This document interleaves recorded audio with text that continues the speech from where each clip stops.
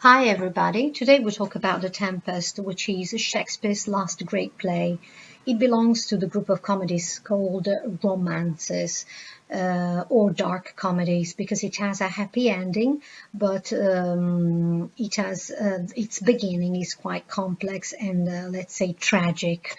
As I told you, Shakespeare almost never invented the stories he wrote, and even in this case, he was a sort of copycat. But again, thanks to his mastery of language, the use of language he made, this play has become another masterpiece because it deals with universal themes, and it has wonderful individuals, wonderful characters, complex characters that have survived and have overcome the limit of time, the boundaries of time and place. So let's go to see the plot. Prospero is the main character of this play. He's a magician, but he once was the Duke of Milan. He was usurped by his brother, who, together with the King of Naples, Alonso, conspired against him and sent him on a desert island where he went to live with his daughter, who then was 3 years old, with his daughter Miranda. After living there for 12 years in total isolation, only with the help of two magic spirits, Ariel and Caliban, one day he noticed that there is a ship, and so he organizes, thanks to his magic powers, he organizes a shipwreck. He rises a shipwreck, and the ship is destroyed, apparently destroyed. We will see later that actually the ship is not really destroyed. And the crew and the King of Naples, Alonso, and his son Ferdinand, that are on the ship, are stranded on the island, which is, I forgot to tell you, a magic island where everything is under the control of Prospero thanks to his magic powers. Once Alonso and Ferdinand are on the island, Ferdinand and Miranda fall in love, and Prospero decides to face his brother, Antonio and Alonso. He tells his daughter about their own story. And then balance is reestablished because he renounces, he forgives his brother and the King of Naples, and he's restored on the throne, and he goes back to Italy, renouncing his magic powers that were the reason why he had been usurped, because he was so devoted to his magic studies that he gave way to his brother, who could then usurp him. Now, the themes of this play are many. First of all, there is, like in Hamlet, this theme of appearance versus reality. So the world of appearance is the world of the island, which is a magic and an unreal world. The world of reality is the world from which Alonso comes from, so that is Italy. Because the story at the beginning is set in Milan. Everything takes its origin in Milan and Naples, so there is the King of Naples as well. Then there is an appearance versus reality, something that is related also to the audience, because we can say that there is a double journey going on throughout this play. There is the imaginative journey that the audience does thanks to Shakespeare, so thanks to the playwright, and the physical journey to the island on the ship that is, in a way, manipulated by Prospero. So Prospero is a sort of embodiment of a theater director. So Prospero and Shakespeare, in a certain way, behaves in a very alike way, because Shakespeare, thanks to his pen, was able to make his audience start an imaginative journey, as well as Prospero, thanks to his magic wand, was able to direct the journey, the physical journey of the ship. First of his ship towards the desert and a magic island, and then of the second ship on which there is the King of Naples and his son, on which there are the King of Naples and his son. So appearance versus reality is the main theme of this play, and it is also considered Shakespeare's farewell to the theatre, because it's his last play. And when Prospero renounces at the end of the play his magic power, some critics consider it Shakespeare's farewell and decision to renounce to the power of his pen, basically. Then there are other themes dealt with, like, for example, usurpation, and so the power, love, forgiveness, and but also the rights and the theme of colonization. And regarding this theme, it is quite interesting to read and analyze the passage in your book, this one. This is taken from Act First, Scene 2, where Prospero appears on the stage for the first time. Not Prospero, sorry, Caliban appears on the scene for the first time. Caliban is one of the most fascinating characters created by William Shakespeare, because although he is a disgusting character, a horrible character, he has other aspects that have to be taken into consideration. He is a monster slave. He's an aboriginal, and he's a monster, sorry, he's a slave and he's an aboriginal. As a monster, he has supernatural powers, because we will see that he is the son of a witch and of the devil. And he is a slave because when Prospero arrives on the land, he first helps him, but then they help each other. But then a new relationship is created, and it is the one of master-slave, because Caliban becomes the slave, the personal slave of Prospero and Miranda, of course. And then he's an aboriginal who has been usurped, because he was the original owner of the island, and so he's also a sort of alter ego of Prospero that had been usurped in his own land, so in Milan. But this character has a very poetic side, and we will see why. First of all, he speaks in verse, and it's not common for minor characters to speak in verse, for baser characters. So Shakespeare wanted to give him a different light. He wanted to, yes, to show his physical deformity, but also to show his spiritual superiority in a way. So although he's horrible, he's able to have feelings that are human feelings, universal feelings. But let's read the passage.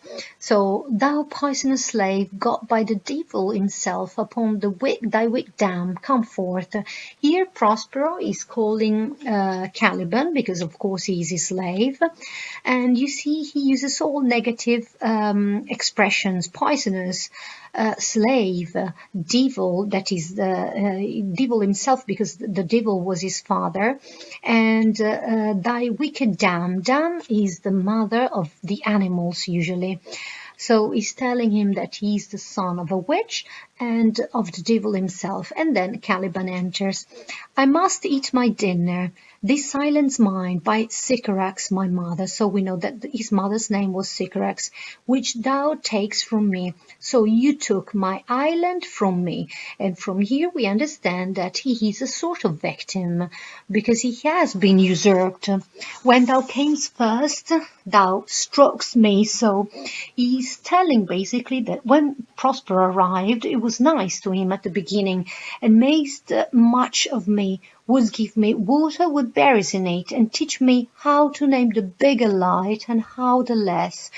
And this is the poetic language I was talking about, because not only Caliban is using verses to speak, but he's also using a figurative language, because the bigger light is the sun and the less is the moon. So he's using a poetical device to talk about the reality around him, that burn by day and night. And then I love thee, and show thee all the qualities of the isle, the fresh springs, brine pits, barren place and fertile. Cursed be I that did so. So he's telling that he loved Prospero when he arrived, like almost a son could love his father, and he showed him everything, the good parts of the island, the good places, and all the things he could find on the island, and then he curses himself for doing so. All the charms of Sycorax, toads, beetles, bats, light on you, and then he curses Prospero.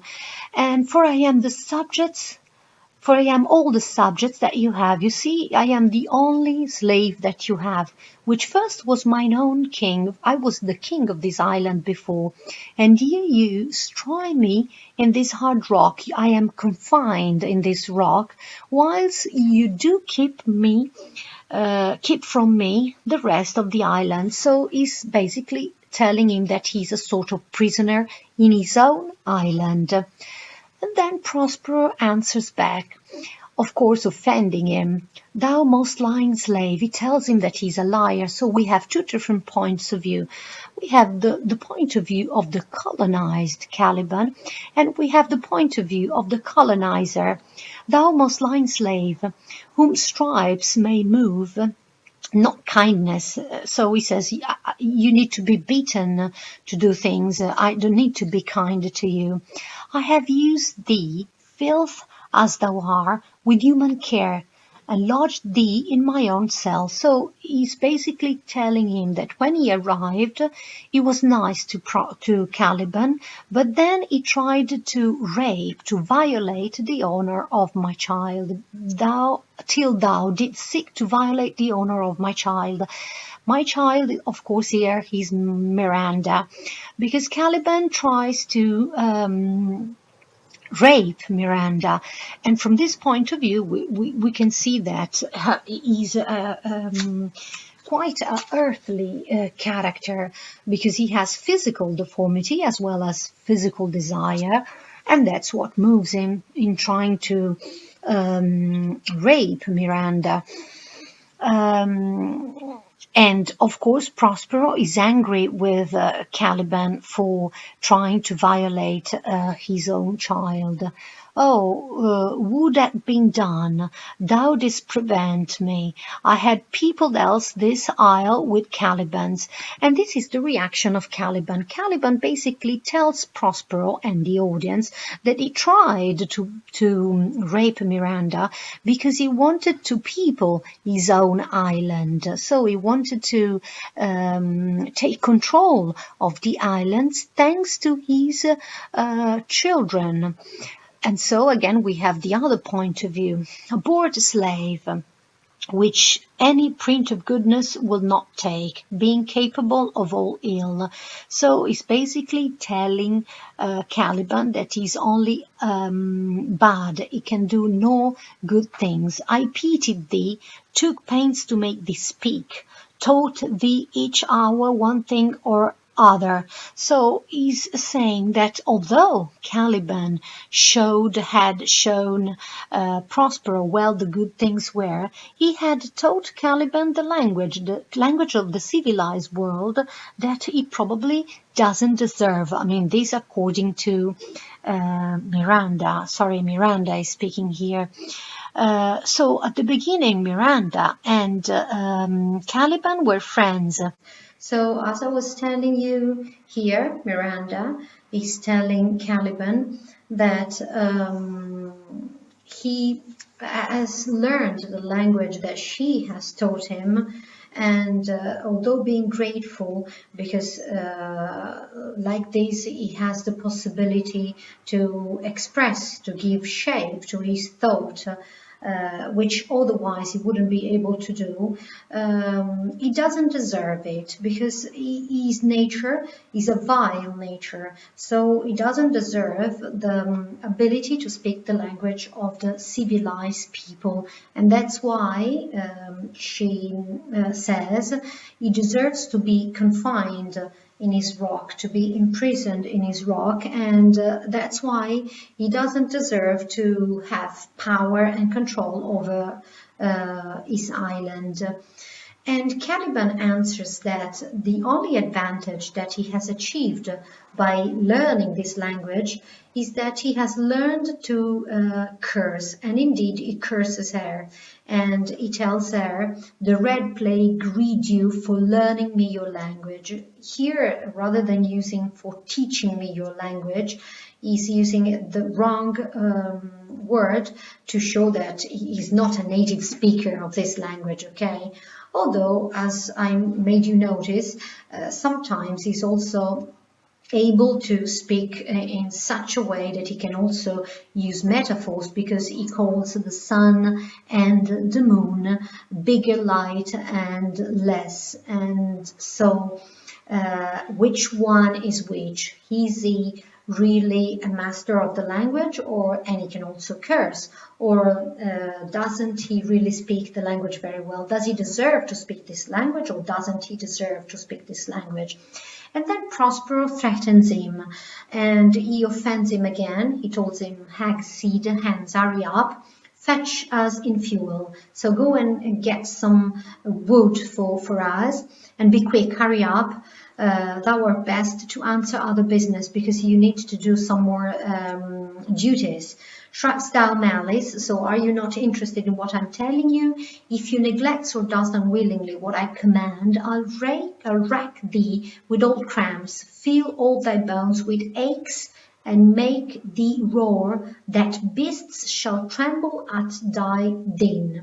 So this is really bad, because he's threatening him and telling him if he doesn't hurry up, or if he doesn't do what he's telling him to do, he will make him suffer. He will make feel pains and aches in all his body, and it will be so painful that he will scream so loud that also the beasts will be afraid at his cries. And of course, Caliban is really scared, and he says, "No, pray thee, so please don't do that."